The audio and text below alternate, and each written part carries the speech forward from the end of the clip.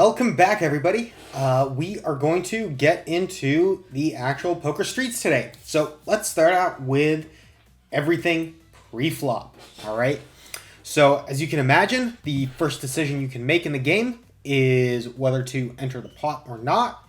And you want to make sure, for consistency's sake, you are playing the same way every single time.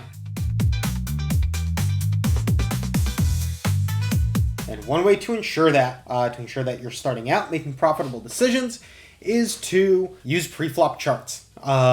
Every professional, everybody who makes money starts out there. So real quick, let's go over this grid because you are going to see it everywhere. And just as a quick refresher, it is used to cover all of the possible starting combinations that we have in Texas Hold'em. All right. So charts are split down the middle with pocket pairs, everything from aces in the top left down to pocket deuces in the bottom right.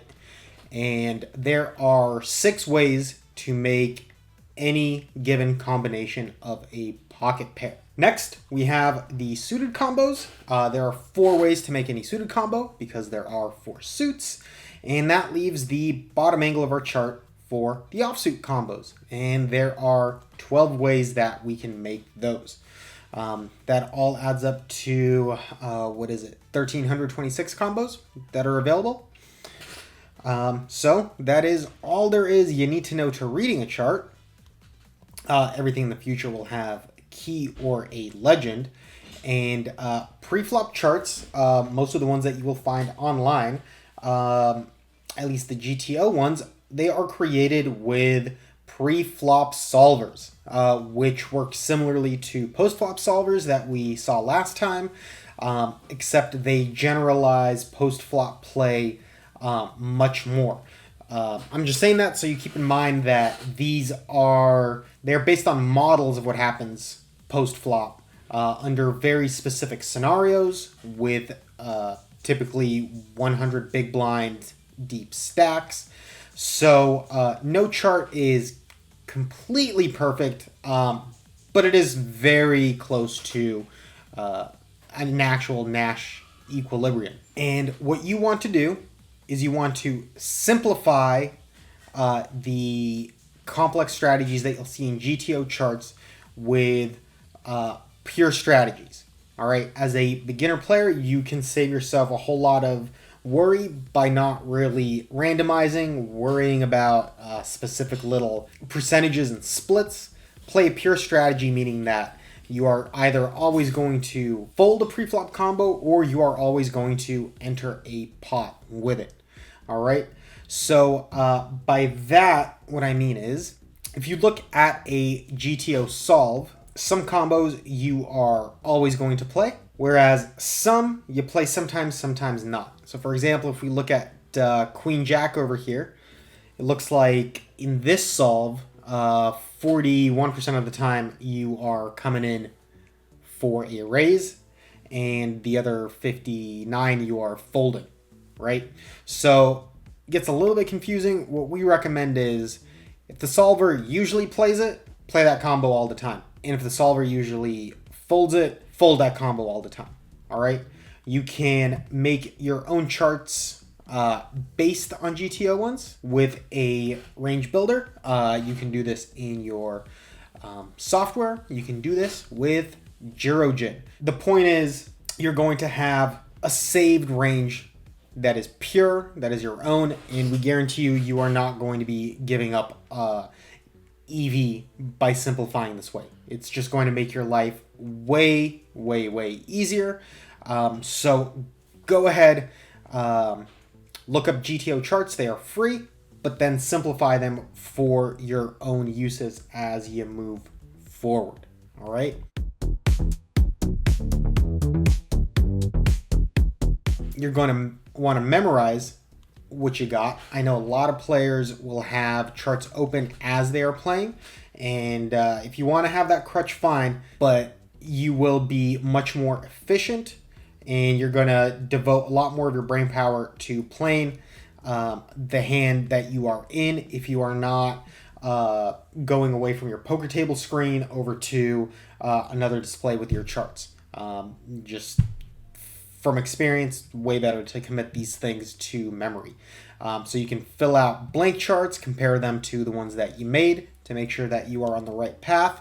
You can also pay for a range trainer where your ranges are saved and it'll model pre-flop scenarios. You can click, raise, fold, and it's kind of like a real-time practice with the ranges. All right.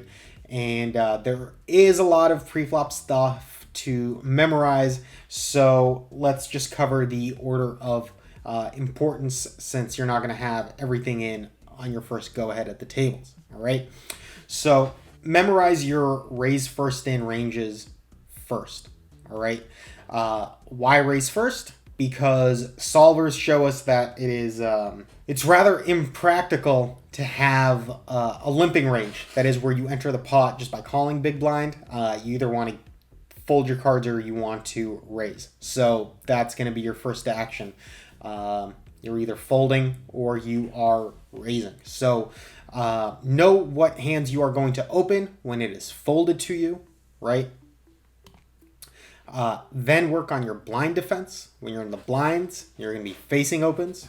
So make sure you raise first in. Then work out your 3-bet charts, and then finally move on to your 4-bet charts. All right. It's just the easiest thing to do. As far as bet sizes pre-flop, you want to open usually what everybody else is opening. It's going to be somewhere around 2.5 big blinds.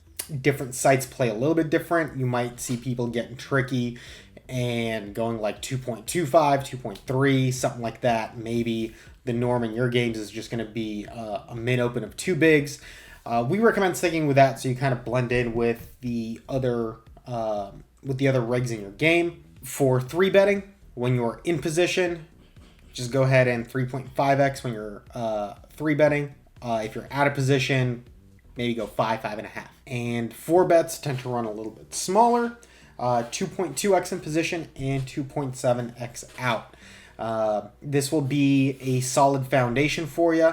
You can start moving away from this as you get more comfortable with the game and you understand what your sizes are trying to accomplish. Always remember to adjust and exploit. Exploitation is where the profit comes in, and although regs for sure and even some fish are relying on GTO preflop charts, there is still room to maneuver. All right, so keep in mind that you're not always going to face 100 big blind stacks. All right, when the effective stack is shorter, high cards go up in value because you are more likely to reach showdown, where ace high or top pair is likely going to be the best hand, right?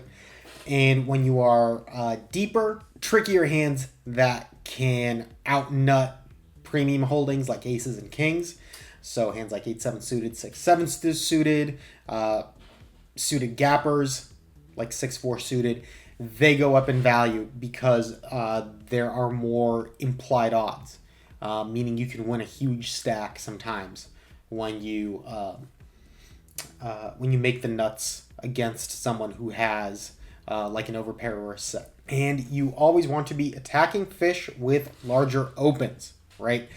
I know we recommended going with the table standard for your RFI sizing, but if you know there is a fish in the blinds, or a fish that is just always calling everywhere somewhere in the field, go ahead and up the price of entry.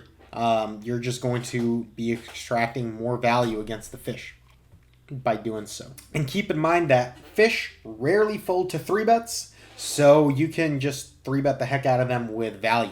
You will see pre-flop charts that in some positions are more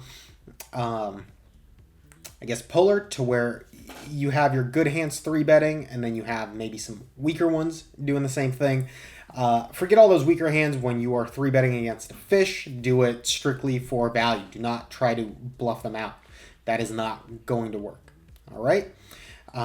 So that's what we got for you. Oh, and also when you're in position against a fish, widen your range up. All right. You are going to have a post-flop edge, especially after watching and reading our sections on flop, turn, and river play. So when you got a fish in the blinds and you are on the button, play wide. Play wide. So thanks for watching, guys. We will catch you in the next one. Download it for free at JurojinPoker.com.